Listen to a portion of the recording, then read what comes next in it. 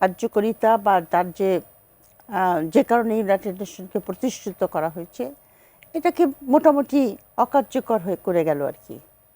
এটা একটা talking club এবং কিছু লেকচার দেওয়া ছাড়া আর কিছু করার ক্ষমতা নাই। আর এটা একটা খুবই খারাপ একটা উদাহরণ যে একটা শক্তিশালী দেশ সে অন্য একটা দেশের প্রেসিডেন্ট এবং তার ওয়াইফকে তার দেশে হামলা করে উঠিয়ে নিয়ে আসতে পারে।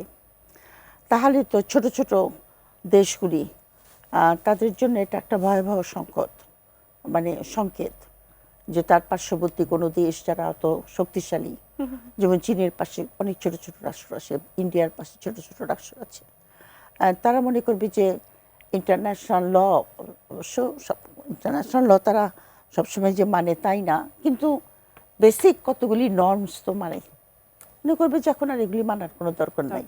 কথাটা হলো যে আমরা বর্বর যুগে যেরকম হতো জোর যার মুলুক তার, এটা খুবই একটা খারাপ দৃষ্টান্ত সমস্ত পৃথিবীর